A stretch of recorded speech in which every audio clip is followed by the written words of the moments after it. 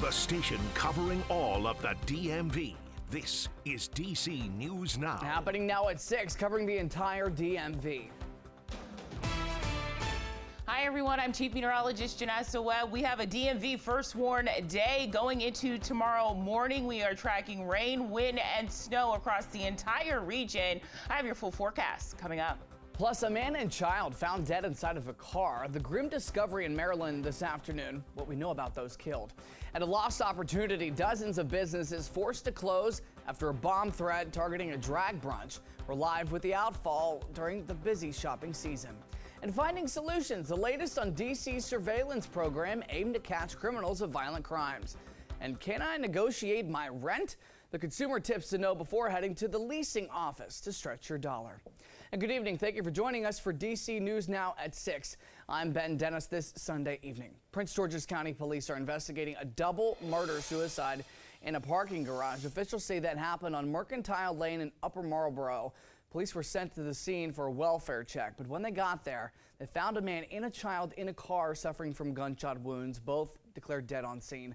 Police say there is no ongoing threat to the community at this hour. That investigation, domestic probe, it's still ongoing.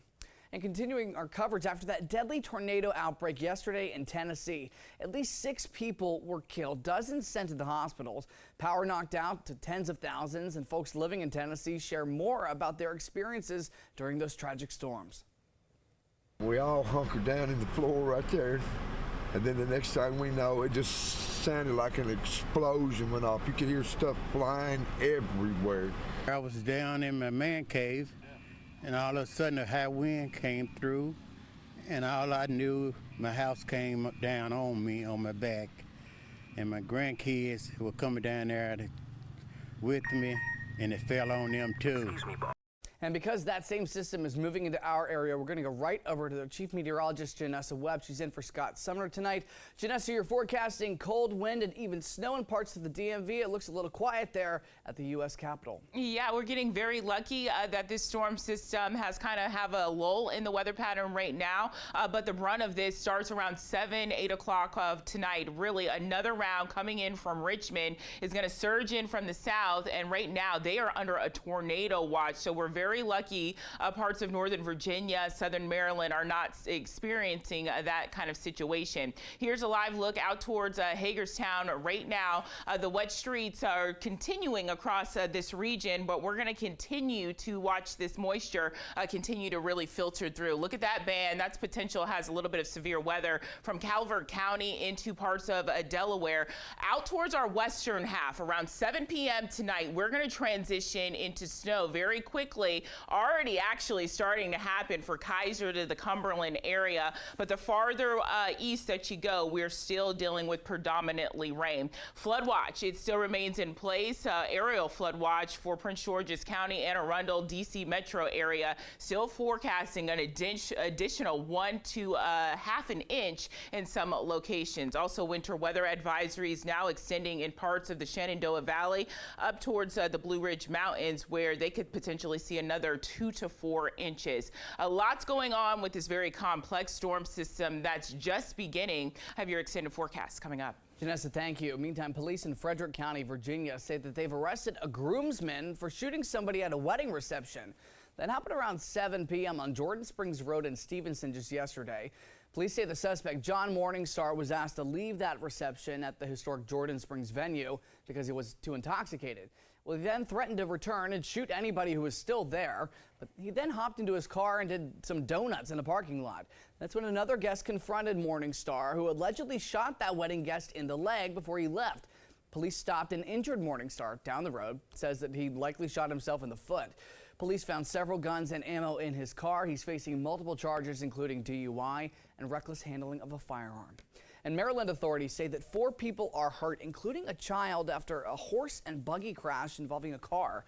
Officials say that happened just before noon today at the intersection of Route 5 and Pincushion Road in the Leonardtown area of St. Mary's County. 4 people hurt were sent to the local hospital, 2 with life-threatening injuries. The horse did die from that crash. Police do not believe speed or alcohol was a factor. In the district, 3 inmates at the city jail were hurt in a stabbing just today. The city's Department of Corrections say that officers immediately responded. Those who were hurt got medical care on site and then went to local hospitals. Their injuries considered non-life-threatening. That incident is still under investigation. And an ongoing investigation regarding who called in a bomb threat just yesterday, forcing more than a dozen Tacoma Park, Maryland businesses to briefly close. The threat was made against the Motorcat restaurant. Unfortunately, investigators determined that that threat was not credible. But that's where we find DC News Now's Dave Laval. Dave, what's the mood like following yesterday's threat? Well, good evening to you, Ben. We can tell you that everyone inside the restaurant behind me is feeling pretty good as the restaurant reopened after it had to close for about 4 hours on Saturday. Customers turned out today to eat and just be with loved ones and friends. This happened a day after someone threatened to blow up the restaurant towards the end of the first session of a drag brunch and drag story time event. The restaurant and 17 other businesses in the area closed for several hours while investigators searched for a bomb. And as we said earlier, they found nothing. Today, Main Street Tacoma called for the community to support the affected businesses throughout the holiday season, which is their busiest time of the year. Restaurant managers told us they appreciate the help. The margins for a lot of these businesses are pretty razor thin, and losing really any amount of business can be pretty disheartening. The bomb threat also forced the cancellation of a second drag brunch and drag story time event. We've been told that will be rescheduled. We're live in Tacoma Park. Dave Laval, DC News Now. All right, thanks to Dave tonight. Starting tomorrow, the city of Fairfax will start replacing about 25 feet of sewer pipes. We'll be on Route 123 Chain Bridge Road at Armstrong Street from 9 a.m. to 3 p.m. during the week. The work is expected to last for about 2 full weeks. And parents in Prince George's County are calling county leaders to work together and provide safer routes to school for students. Remember, just last month, a driver in a van hit and killed 2 children while walking to class. DC News Now's Yamari Sase spoke to parents and city leaders about those changes they want to see. Several parent-teacher organizations across Prince George's County are calling on police to work with local governments to fill the large number of crossing guard positions. They say they want to make sure that no child is ever hurt again while trying to get an education. So for me, it very much felt like it hit home.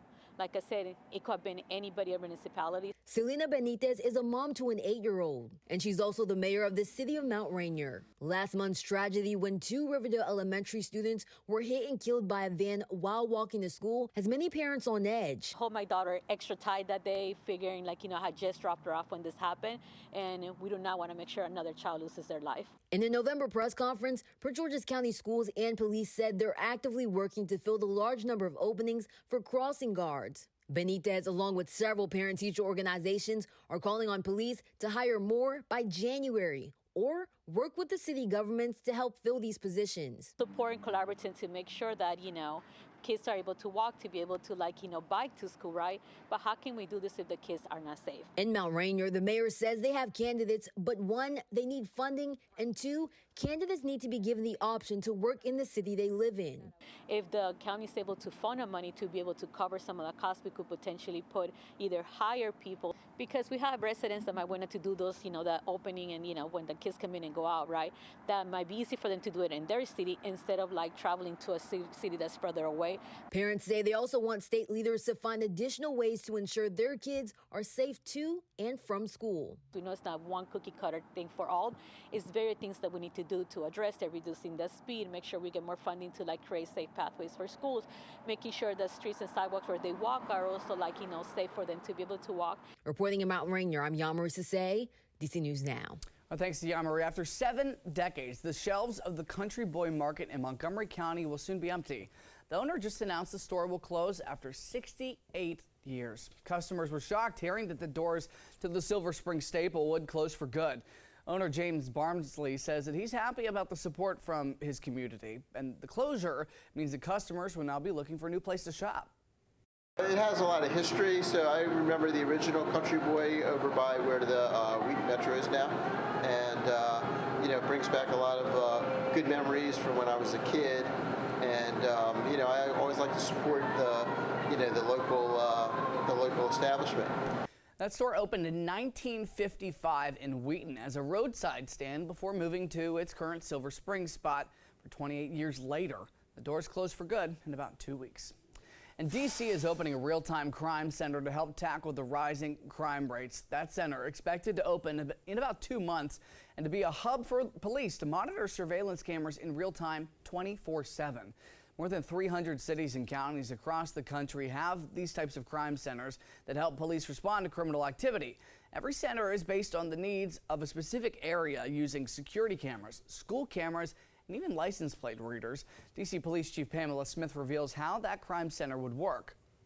We will not be using AI and/or facial recognition. The RTCC will serve as the nerve center of law enforcement in the District of Columbia. The D.C. Real-Time Crime Center said to open in February of next year.